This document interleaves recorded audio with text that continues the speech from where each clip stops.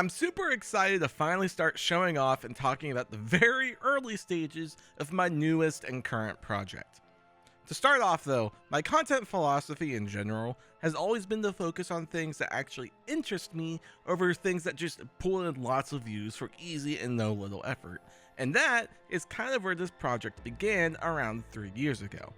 For the longest time, I've kept a notepad filled with just different ideas that I'd love to see explored or expanded upon within a zombies title. And traditionally, you see content creators, make these type of videos saying, I want this or that, and I like this, and I like that.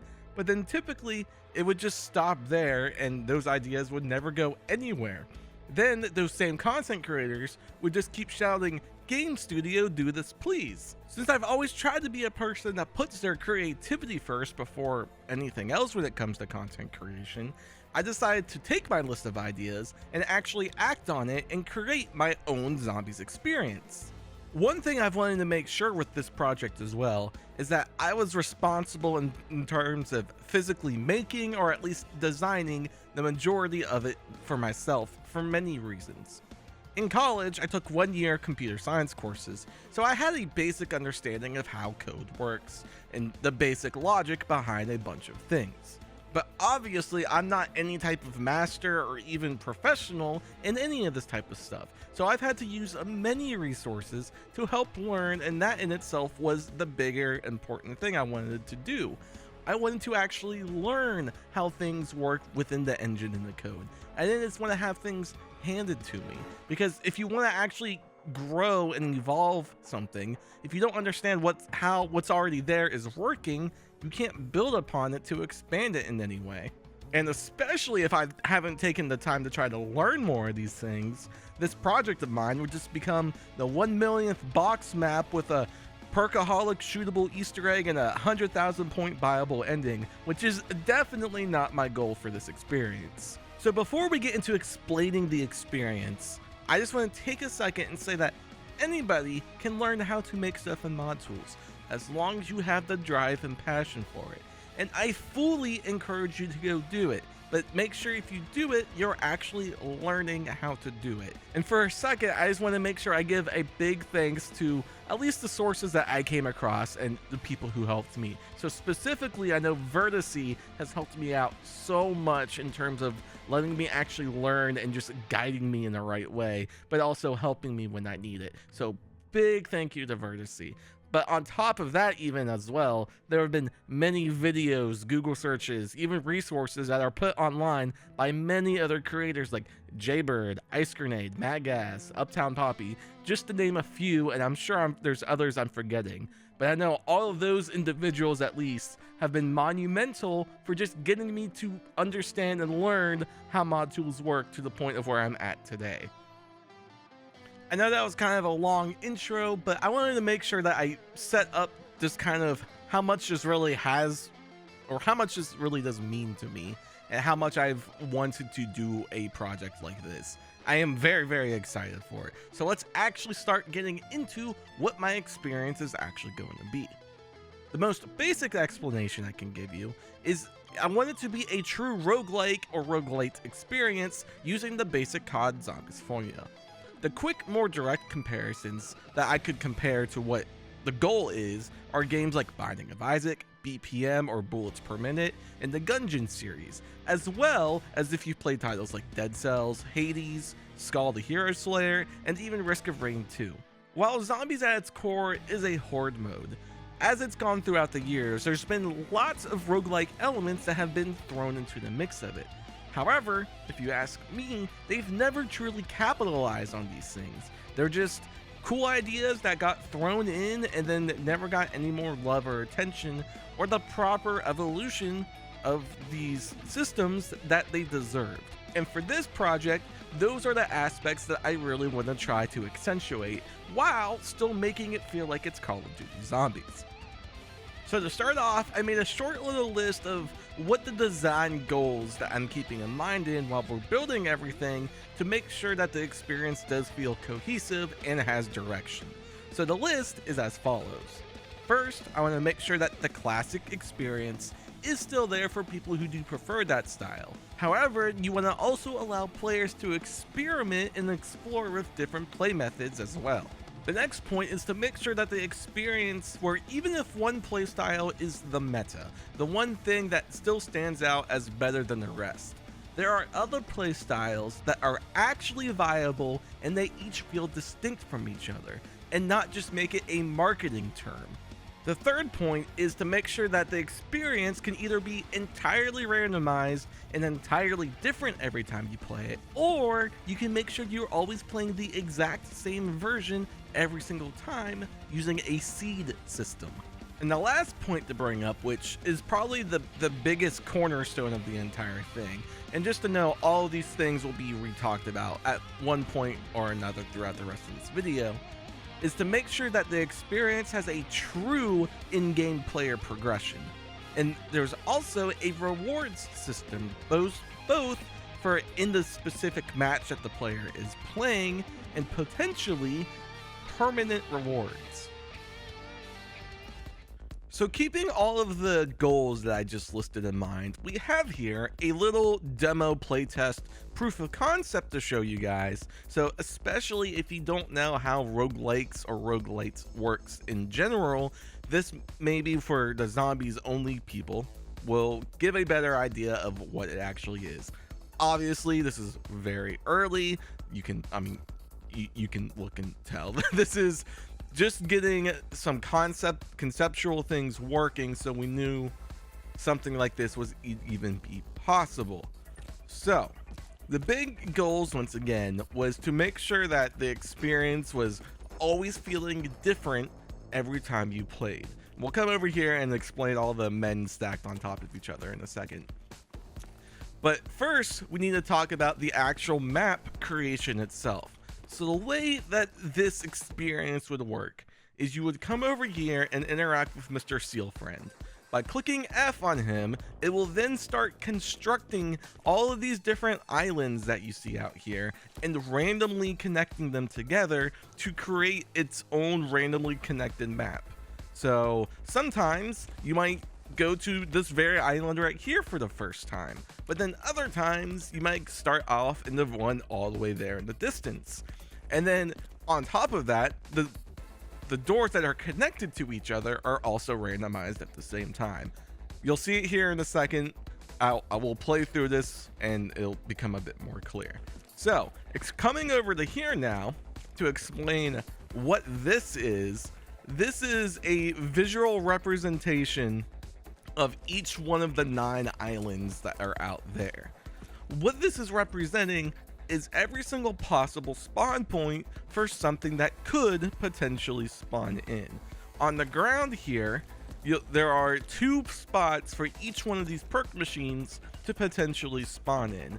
And then on the wall here, there are 2 potential wall buys that can always be potentially placed wherever. And if you want to see a better example of this, I can pull up the Radiant form here and you can see this stuff more specifically. So each one of these red squares represents a potential spawn for one of these items. And in a real application, these red boxes would be on the specific islands themselves. But for sake of ease for this video and to try to help to get people to understand what this is like, I've done it like this for now. So whenever I come over here and I click on this seal, you're going to see a bunch of text in the bottom left. That's the logic of going through and randomly connecting all of these rooms together. And then it will randomly place perks and it'll randomly place wall buys. So while that is doing that, there are a few other things that conceptually to show off. One is that there's going to be a shop. I'll explain it more whenever we come across what the shop room is. But the shop is basically it's just a place that you go and you just can randomly buy items straight out for money and currency and everything. So as you can see, the script is finished. It's randomly chosen which perks are going to spawn in for this cycle. And then it's also randomly decided on different wall buys that we can use. And I mean, it can literally whatever we tell it to be. It can be absolutely whatever wall buy we want. Okay, but as you can see, so the 4 playable areas that we're going to be able to go to are Zone 3, Zone 6, Zone 7, and this is Zone 8. Don't mind the B here. The shop zone will always spawn in, but it will randomly connect to one of those zones as well. And to be able to clear this floor, there will be one final zone that we're calling boss zones for now. 3 different potential boss zones. You go to that, you clear the floor, and then it sends you back to this area. Once you come back to this area, you re-interact with the seal, and it will randomly reconstruct everything again, and you continually keep playing like this over and over and over. To start off, dungeon is created, so now we're going to come over here and we're going to teleport into the first zone. So our first zone is Zone 6. This is where the random script told us that we were going to start. We now have to clear this wave, and then once we kill off all the zombies for this wave, you'll see there are lights on each one of these little doors on each cardinal direction. The lights will turn on and tell us which ones we can go through, and that, once again, is completely randomized every single time.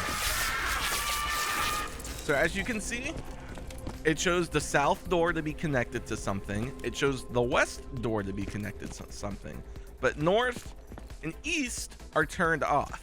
Now, it's possible that in another iteration, we come to Zone 6, and the east door could be the only one that's activated. But then, the south and the west would be turned off. So we're going to go through the south door first over here. So this says, this door is now open. It takes us to Zone 7. So once again, we are stuck in this zone until we finish clearing everything out. All right, so we finished wave 2 now, and as you can see, there are no, well, no, okay, it's a little bit hard to see, again, very early rough, but you can see that the south door for Zone 7 is now possible to go through and go to the next wave. However, if we wanted to, we can actually go back to Zone 6 and choose to open up one of these, the west door instead. And this will take us, it will do the same exact thing, but you can backtrack. So the basic idea is the fact that you have to, once you enter a new zone, you have to clear it first. But then once you clear it, say a perk randomly spawned in the very first zone, but you didn't have enough points at the time. So after we clear this zone, let's say that Jug spawned in the very first zone. I, the player, can then go back to that zone if I wanted to. And in between rounds, I can then go and get whatever I want. And then also, whenever there's eventual Easter eggs that I add to this and everything, you can do all that type of stuff mid-round and backtrack for all you want. So now we finished this zone. We now can go to the north zone. So we're gonna go ahead and see what is connected to the north side of this. All right, this is actually kind of good. So it decided to go ahead and lead us straight to the boss zone. So ideally, this will be a boss fight that the player will have to do. Now, whether it's an actual boss fight or it's just an objective that you make difficult, that stuff still has to be worked and planned out. But same idea here applies to everything else. You come into this room, you have to finish whatever the objective is for this room, and then once you have cleared it all, then you have the option to go back to the waiting room and craft a new dungeon floor. However, you don't have to do this immediately. If I want, I am allowed to go backtrack and try to find the potential shop zone to see if we could get a fun new item. So we're gonna go and we're gonna try to find where the shop zone spawned in. So it looks like it must be connected to whatever this south zone is. So we're gonna go through this south zone, and we're gonna see what's connected over here. All right, so this took us to zone 8. So we clear this zone, and remember that we came through the north door because there will be something different to see at the end of this round. All right, so we've come to the end of this wave. So you can see, oh, now even I forget. So we only came through one of these doors, and the way this is set up is to where a light will only turn green if you've been to that zone before. However, you notice this is the first time that we came to zone 8, but we have 2 green doors. One of these doors are going to end up leading to the shop zone. So, okay, so we came through the north door. Okay. So we go through the south door down here, and this is actually going to take us to the shop zone. Once you clear whatever zone the shop is attached to, you don't have to come into the shop zone and kill zombies off before you can access everything. You come into the zone, and with our little shopkeeper here, there's going to be things that you can potentially buy, and this once again will be randomized every time. I haven't decided what exactly is going to be potential spawns for items or perks or weapons or whatever you're going to be here. That's still all in the planning process, but that is what the shop zone is. And again, if you've played any roguelite period ever, they all have shops in them to a degree. So if you've played it, you know what the basic idea of that is. But now we're gonna run back to that boss zone, and we're gonna go back to the main waiting area, and we're gonna tell it, okay, we've cleared the first floor of the dungeon. I'm ready for dungeon floor 2, and it's going to re-randomize everything, completely connect new zones, completely choose new perks, new wall buys, everything. And we can just continually keep doing this over and over and over again. And that is the basic idea of how all of this will work. So it sends us back to here. We can come back to the seal, and it will start constructing everything again. Now, you'll see in the bottom left, it says randomly pick 4 zones. I currently have it hard-coded to 4 zones just for ease of testing and making things quick and easier to show off to you guys. But you'll see once the script in the bottom left finishes, everything in front of us will change again, and then we can re-enter the dungeon and keep going again. See? And even the wall buys are different. Sometimes you can have the same weapon that you had before. Like, see, here we have, what is this for? It's just, I think that might be thunder gun ammo. But you can see that the weapons have changed. The zones that we are using has also changed. And we come over here and we just can continue to play, and it will be different every single time. To go alongside the map construction side of things, hopefully I explained that as clear and best as I can, but I want to talk about what probably the biggest aspect of the progression system will be in this experience, and that involves the perk system that I'm making, and I'm calling that the perk class system.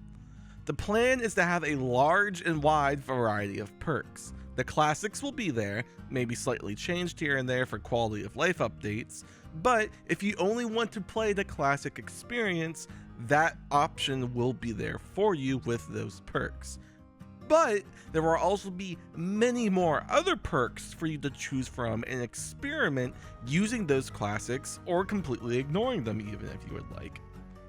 The first thing to know as well is every perk will only have one base function. So basically every title like pre-BO4 because of its upgradable system, but you know, in Cold War how every perk has like 6 different perks put into one thing. No, I do not like that system, and it will not be a part of this.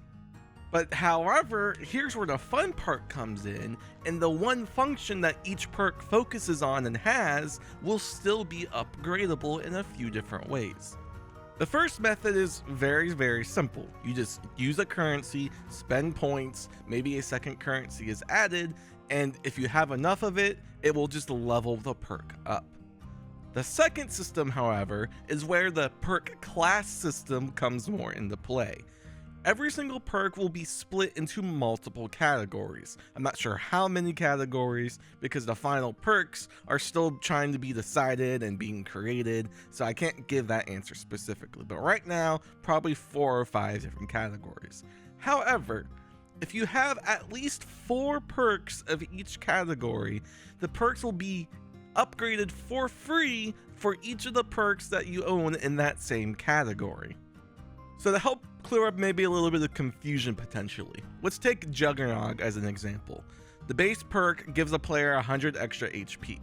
If you level it up to level 2, the player then gets an extra 150 HP. Level 3 would be 180, level 4 200, and etc. so on and so on and so on, with diminishing returns as you get higher in levels, but it will still provide a benefit.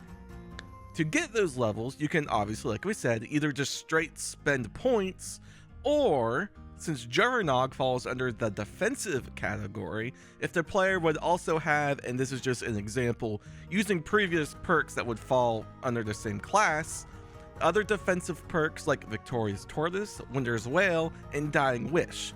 If the player would own all 4 of those perks, all of them would instantly go to level 4 or maybe higher for free instantly. It's to help to promote actually playing different play styles, like say you want to be a tank, or say you just want to do raw DPS, but maybe if you get hit once or twice, you just die instantly. Maybe you want to be a support character and you're playing with friends, and you just end up giving them health or giving them boost simply by you just being around and existing.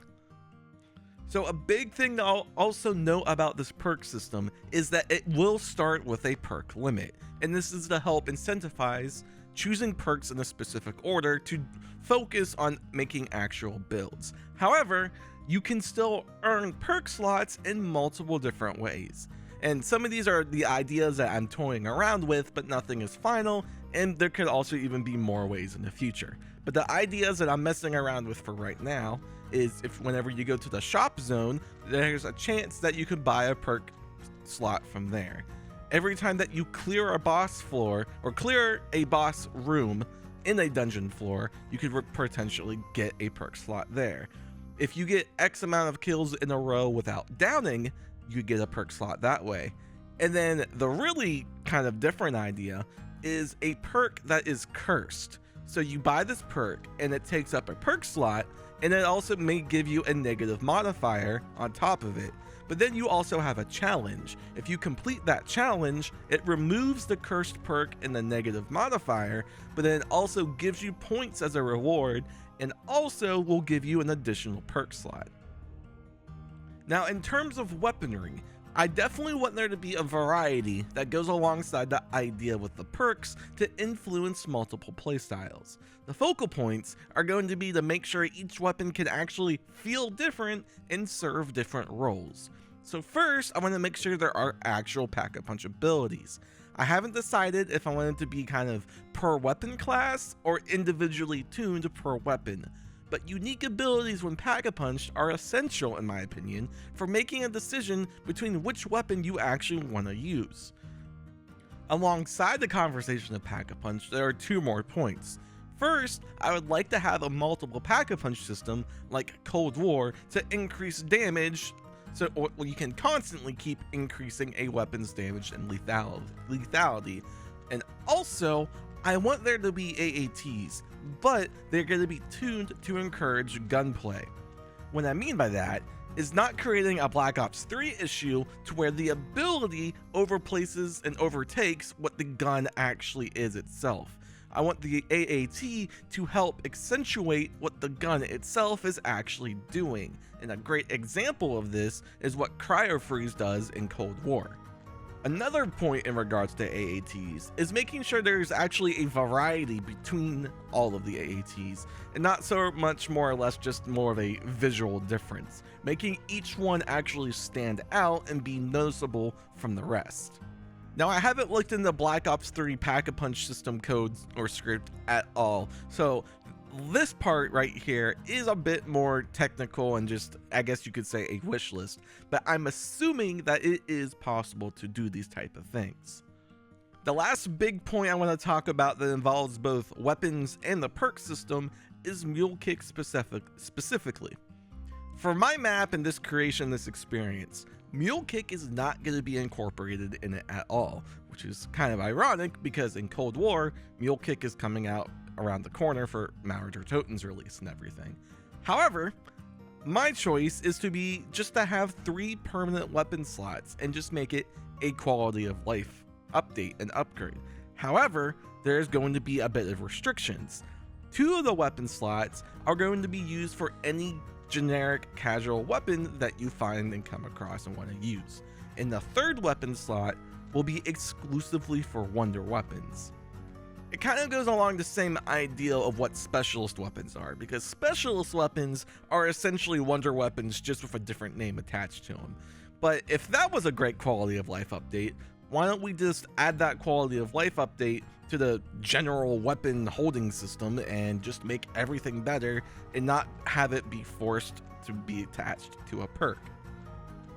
There are a lot more ideas and plans that I want to do for this experience and map, but for now we're going to keep those a surprise, especially so this video doesn't end up being an hour long. A little teaser, just if you are very interested and curious, is in regards to some potential new machine ideas. If you've played or know Risk of Rain 2 very well, a lot of inspirations come from that specifically. However, there is one more serious kind of topic I want to cover, and that is in the subject of rewarding and making player rewards. I briefly covered it talking about unlocking more perk slots, but I want to focus on one aspect which I will need help on, but is also a very serious kind of topic. To really get the roguelite experience, or like, I forget which one this technically falls under, but the aspect of having permanent unlocks while it's not required will greatly enhance the experience and even replay value. And I want that type of a system to even be tied into having Easter eggs that I'd like to try to plan throughout the experience.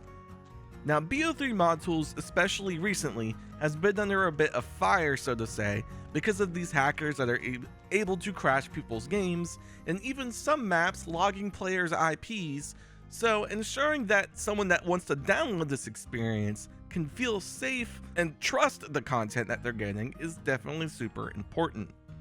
Now, as I understand, there is no current method for creating a permanent save file within BO3 mod tools that also does not do anything that could be viewed as potentially malicious if any info that could end up being saved ever ended up in the wrong hands. One thing I want to ensure is that nothing I ever put in my project ever comes across in something that could be malicious. And one idea I've even completely scrapped lately because I don't know if it, 1, is even possible, but 2, if it could ever be seen coming across as malicious. And just in case you were curious, the idea was to be able to read a player's Steam achievements, and if they had certain achievements completed, whether it be Easter eggs on another Zombies game, or maybe even achievements from another roguelike game or any game, period, it could then give the player a corresponding weapon or a corresponding item that could be available like in the shop or the mystery box. So just like an example, say you have the Easter egg completed for Dryzendrock, whenever you would load up my experience, the storm bow would then be a weapon that you could get on my map, but only if you had the achievement for it unlocked. So what I'm asking for now is, if for someone who is way smarter than me, because again, I am no master of coding in any way, shape, or form, but if someone can figure out a safe and non-invasive way to make a save file, that would be amazing, not just for even my project, but for the entirety in the whole of custom zombies in general. Because, I mean, one thing, just to be honest, is a lot of custom maps don't have a lot of replay value. But if you add something like this in, let players have permanent rewards in custom maps, I think that would be a great evolution for the entirety of everything as a whole. So if someone that's a genius at coding wants to try to find out and figure out a safe and non-invasive way, we would all love you forever, and please share it if you can figure it out. For now, however, that's all that I have to show for the project, and I'm really excited to continue to work on it, because now we're really in the creative parts, that we have kind of the rough underground just body work for everything. Now we get to, think of more perks, think of the fun weapons that we can add, think of the boss fights that we could potentially try to make in, think of the Easter eggs, all of this stuff. Think about what each zone is going to look like. Do I want to kind of make it like a Dead by Daylight horror genre mashup experience, but take different iconic zombie scenes and throw those and make each zone a iconic zombie scene? I don't know. These are the things that I get to decide on now, and I'm really excited to start working on it. Now, there's not any type of ETA for this project releasing, other than I obviously want to get it out as soon as possible. And I haven't been doing a lot of even this work so far on stream, because I wanted to get the underground base level, make sure it was solid before I did anything else. So sorry for the lack of streams the last month, but I'm happy that I have this where it's at now, and now I'm really looking forward to continue working on this, and I hope you are very looking forward to it too, because this has definitely become a passion project for me. So I'd love to hear y'all's thoughts, opinions, and just if you have any ideas yourself, feel free to put them in the comments, and we can see if maybe it's something we can work out and put in the big mosh pit of a map like this. So until I guess the next update video, Project Bishamon is officially underway.